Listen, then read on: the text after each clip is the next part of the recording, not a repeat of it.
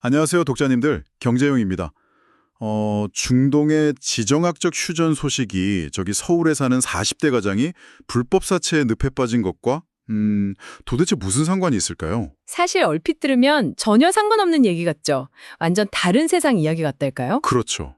근데 오늘은 2026년 5월 26일자 서울경제신문 기사들을 바탕으로 이 거시경제의 거대한 파도가 어떻게 우리의 미시적 현실을 확 덮치는지 그 보이지 않는 실타래를 집중 탐구해 보겠습니다. 네, 아주 흥미로운 분석이 될 것 같습니다.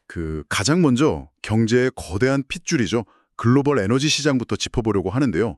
기자님, 워싱턴 포스트나 이란 매체들 보도를 보면 미국이랑 이란이 60일간 휴전을 연장하고 30일 내에 호르무즈 회rob을 정상화하는 2단계 합의에 근접했다는 소식이 나왔잖아요. 네, 맞아요. 이 소식 전해지면서 시장 반응이 정말 즉각적이고 뜨거웠죠. 네, 브렌트유랑 WTI 가격이 막 장중에 6%나 급락하고 일본 니케이 지수는 6만 5천 선 돌파하면서 최고가 경신했더라고요. 마치 꽉 막힌 고속도로 톨게이트가 마침내 뻥 뚫린 것 같은 느낌이에요. 표면적인 지표만 보면 확실한 안도 랠리인데요. 백악관 국가경제위원회의 케빈 해신 위원장도 한두 달 뒤면 전 세계 정유시설에 정상적으로 원유가 공급될 거라는 아주 낙관적인 전망을 내놨거든요. 와, 한두 달이요. 근데 기자님, 이게 비유하자면 폭설로 며칠 동안 완전 폐쇄됐던 메가 허브 공항이 드디어 문을 연 거랑 비슷한 상황 아닌가요? 아주 찰떡 같은 비유네요. 맞습니다. 활주로 눈치였다고 당장 밀린 비행기 수천 대가 막 다 이륙할 수 있는 건 아니잖아요. 비행기마다 얼음도 다 제거해야 하고. 그러니까 서류상 합의가 끝났다고 배들이 바로 예전처럼 움직일 수 있는 건 아닐 텐데요. 정확히 보셨습니다. 활주로가 열렸다고 당장 제속도를 낼 수 없는 물리적인 제약들이 호르무즈 해협에도 똑같이 존재하거든요. 우선 80여일 동안 해역 바깥으로 빠져나가지 못하고 페르시아만의 발이 묶인 선박만 대략 1,500척에서 2,000척에 달해요. 2,000척이요? 세상에, 그 거대한 물동량이 하루아침에 빠져나갈 수는 없겠네요. 불가능하죠. 게다가 국제에너지기구, 즉 IAEA가 아주 강력하게 경고한 얼음 제거 작업이 남아 있습니다. 바로 길의 문제입니다. 아, 기래요. 이란이 해협 곳곳에 깔아둔 그 폭발물들을 물리적으로 해체해야 안전한 항로가 열린다는 거군요. 그렇습니다. 미국이랑 동맹국들이 기뢰 제거 함정이나 특수 장비를 현장에 파견해서 안전을 100% 확보하는 데만 수주가 걸리거든요. 게다가 여기서 끝이 아닙니다. 또 무슨 문제가 있나요? 글로벌 해운사들이나 보험사들의 셈법이 복잡해지는 거죠. 아직 전쟁의 여진이 남아있는 상황이니까 보험사들이 선박 호송을 위한 추가 안전조치를 요구하거나 막대한 할증료를 부과하게 됩니다. 아니 그러면 결국 물류 비용 상승이나 운송 지연이 필연적으로 뒤따라할 수밖에 없겠네요. 네, 그게 바로 구조적인 한계입니다. 그럼 글로벌 에너지 시장이 언제쯤이나 완전하게 정상화될 걸로 예상해야 하나요? 지정학적 리스크 완화됐다고 당장 다음 달 우리 동네 주유소 기름값이 뚝 떨어질 거라고 기대하면 완전 오산이겠네요. 네, 아랍에미리트 국영 에너지 기업이죠. 에드녹의 최고 경영자도 바로 그 타임라인을 짚었는데요. 분쟁이 당장 내일 완전히 끝난다고 해도 통행량이 전쟁 이전의 80% 수준으로 회복되는 데만 최소 4개월이 걸린다는 겁니다. 와, 4개월이나요? 그럼 완전한 정상화는 빨라야 내년이겠네요. 맞아요. 내년 1분기나 2분기 이후에나 가시화될 전망이고요. 영국의 캐피탈 이코노믹스 역시 우리가 체감할 수 있는 실질적인 구조적 유가 하락 추세는 2027년 이후에나 나타날 거라고 분석했습니다. 와, 2027년까지 획기적으로 유가가 안 떨어진다면 우리를 괴롭히는 이 끈적끈적한 인플레이션도 당분간 계속된다는 뜻이잖아요. 이게 진짜 한국은행 입장에서는 엄청난 딜레마겠어요. 당장 28일에 신현송 신임 총재의 첫 5월 금통위가 열리잖아요. 네, 그래서 이번 금통위에 시장의 관심이 아주 쏠려 있죠. 근데 기자님, 여기서 되게 역설적인 상황이 발생하거든요. 올해 우리나라 GDP 성장률 전망치가 2.53%, 일부에서는 최대 2.8%까지 상향 조정됐단 말이에요. 거시지표가 이렇게 뜨거운데 전문가 20명 전원이 이번 금통위에서 금리 동결을 예상했더라고요. 네, 전원 만장일치로 동결을 예상했죠. 심지어 그냥 동결도 아니고 매파적 동결이라는 수식어까지 붙었던데 지표가 좋으면 금리를 올려야 하는 거 아닌가요?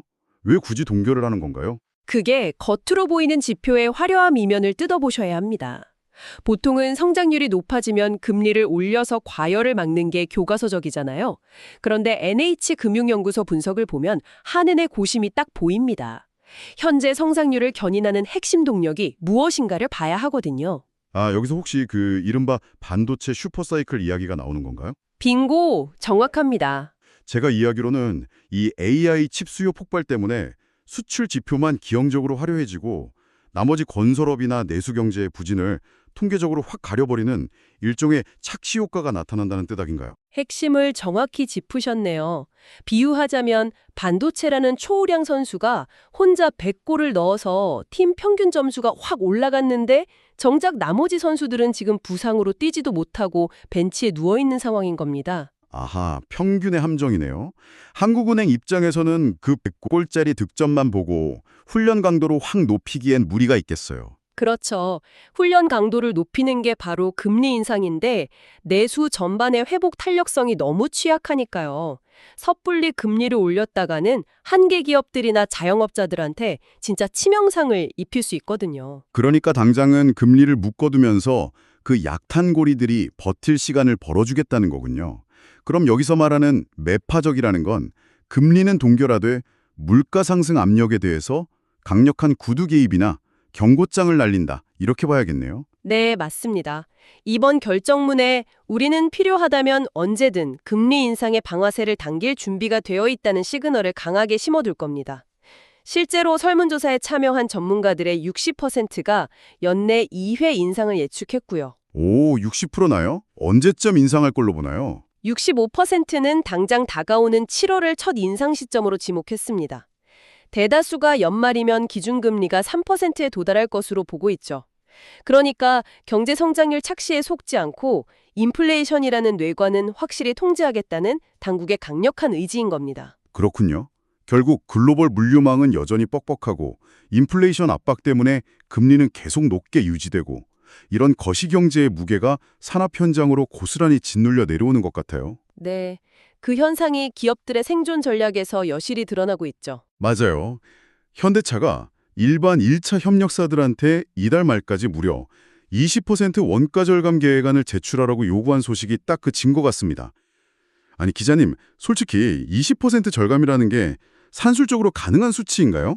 굉장히 공격적이고 무리해 보이는 숫자이긴 하죠. 1차 협력사면 이미 수십 년간 납품 단가를 최적화해 와서 영업이익률이 한 자릿수에 불과할 텐데 이건 뭐 허리띠를 졸라매거나 군사를 빼는 수준이 아니라 아예 뼈를 깎아내라는 거잖아요.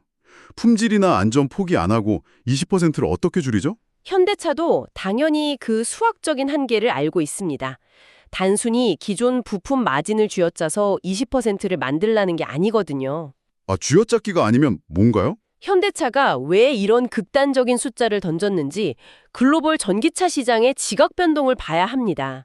지금 중국 자동차 기업들이 공급망 수직 계열화랑 혁신적인 공정으로 기존 상식을 파괴하는 저가 공세를 펼치고 있잖아요. 네, 진짜 중국산 전기차 가격 보면 말이 안 나오더라고요. 그러니까요.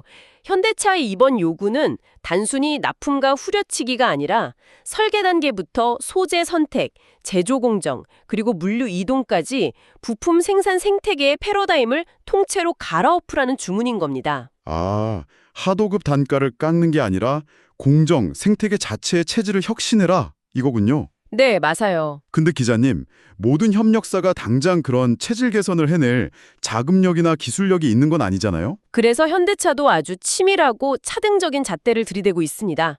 일괄적으로 20%를 때린 게 아니에요. 아하, 다르게 적용했나요? 네.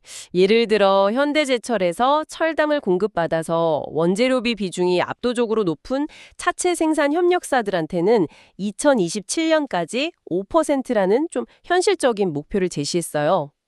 또 현대모비스나 현대위아 같은 그룹 계열 1차 협력사들에게는 2에서 5% 수준을 요구했고요. 오, 계열사나 철강 쪽은 5% 내외인데 왜 일반 1차 협력사들한테만 유독 20%를 요구한 거죠?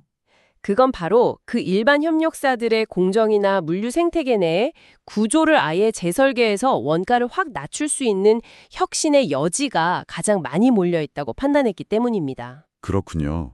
대기업들은 그렇게 생태계 전체를 뜯어고치는 극한의 다이어트로 글로벌 무대에서 버티려고 하지만 결국 그 20% 원가 절감 압박은 폭포수처럼 밑으로 쏟아지지 않겠습니까? 그렇죠. 1차에서 2차로, 2차에서 3차 하청업차로 내려가겠죠. 네, 그렇게 흘러내린 압박은 결국 우리 경제의 가장 약한 고리, 그러니까 매일 하루하루를 버텨야 하는 노동자들이나 서민들의 삶을 그대로 강타하게 되거든요. 여기서 기사에 등장한 40대 이선우 씨 사례를 보면 진짜 너무 참담합니다. 가명으로 나오긴 했지만 정말 우리 주변에서 볼 수 있는 평범한 40대 가장이죠. 은행이나 카드사에서 밀려나고 정식 대부업체마저 대출을 거절당하니까 결국 불법 사금융에 덫에 빠졌는데, 독자님들도 놀라실 게 이 씨가 처음 찾아간 곳이 뭐 길거리 구석에 있는 전단지가 아니었어요. 버젓이 지자체에 등록된 정식 대부업체의 간판을 단 곳이었다면서요. 네. 여기서부터 불법 사채로 이어지는 과정이 아주 교묘하고 악랄합니다. 제도권 금융의 문턱을 넘지 못한 분들의 절박한 심리를 IT 기술이랑 결합해서 악용하는 수법이거든요. 도대체 이 시스템이 어떻게 굴러가는 건가요? 합법적인 간판을 달고 불법을 저지른다는 게 이해가 안 가는데요. 그리고 포털이나 SNS에 아주 그럴싸한 대출 광고를 올리죠. 그런데 막상 소비자가 그 번호로 전화를 걸면 안 받나요? 네, 일부러 전화를 안 받아요. 그냥 문의 기록만 남겨두는 겁니다. 그리고 얼마 뒤에 전혀 다른 번호, 즉 대포폰으로 연락을 해요. 아, 대포폰으로요? 뭐라고 하면서 접근하는데요? 아까 대출 문의하셨죠? 저희가 심사해보니까 정식 대출은 어려운데 기록이 안 남는 개인 돈으로 당장 융통해 드릴 수 있습니다. 이러면서 불법 사채를 슬쩍 권유하는 겁니다. 세상에, 합법적인 등록번호는 그냥 검색용 미끼일 뿐이고 실제 영업은 철저히 음지에서 대포폰으로 이루어지는 거군요. 네, 완전히 속을 수밖에 없는 구조죠. 기사 보니까 이 씨가 여기서 단돈 30만 원을 빌렸단 말이에요. 근데 불과 일주일 뒤에 연체 이자가 무려 20만 원이 붙었습니다. 이걸 못 갚으니까 그 업체가 우리 협력업체가 있으니 거기서 돈 빌려서 일단 갚아라 라면서 이른바 카드 돌려막기식의 늪으로 막 밀어넣었더라고요. 그게 전형적인 수법입니다. 음. 아니, 이건 이자 장사가 아니라 완전 약탈 아닙니까? 이런 불법 행위들에 대해서 수사당국은 도대체 어떻게 대응하고 있는 건가요? 경찰도 사태의 심각성을 인지하고 대대적으로 움직이긴 했습니다. 작년 11월부터 올 4월까지 특별 단속을 벌여서 무려 1284건이나 적발을 했죠. 단속을 하긴 했군요. 근데 단속만으로는 뿌리를 뽑기 힘들 텐데요. 맞습니다. 적발보다 중요한 게 이 범죄 생태계의 입구 자체를 차단하는 거잖아요. 그래서 정부는 대부업체의 모든 광고를 사전에 의무적으로 심의하고 포털이나 SNS에 올라온 불법 광고 알고리즘을 즉각 차단하는 방안을 추진 중입니다. 법적인 제재도 강화되나요? 네, 국회에도 광고 사전 심의를 의무화하고 위반 시 5천만 원의 과태료를 부과하는 법안이 이미 올라가 있습니다. 게다가 서민금융연구원의 조성목 원장은 훨씬 더 근본적인 해법을 제시했는데요. 오, 어떤 해법인가요? 이런 불법 사금융 연계 영업을 단순한 대부업법 위반 정도로 처리할 게 아니라 아예 사기죄로 규정해서 처벌 수위를 대폭 높여야 한다는 겁니다. 그리고 내부 고발을 적극적으로 유도하는 신고 포상제도 강력히 활성화해야 한다고 덧붙였죠. 확실히 범죄 수익보다 처벌이 훨씬 무거워야 저런 악랄한 영업을 멈출 테니까요. 오늘 서울경제신문 기사들을 통해 본 이 두 가지 극단적인 미시 현상을 연결해보면 중요한 지문이 하나 남습니다. 글로벌 경쟁을 핑계로 한 기업들의 20% 원가 절감 압박이 1, 2차 하청업체들의 자금난으로 이어지고 결국 이선우 씨와 같은 우리 경제의 가장 약한 고리를 불법 사금융으로 내모는 나비 효과가 되지는 않을까요? 독자님들도 거시적인 경제 지표 뒤에 숨겨진 우리 삶의 진짜 연결고리를 한 번쯤 고민해 보시기 바랍니다. 지금까지 서울경제신문 일명 주요 경제기사 주제에 대해 다뤘습니다. 다음에도 빠른 소식으로 찾아뵙겠습니다. 지금까지 서울경제신문 경제용이었습니다. 감사합니다.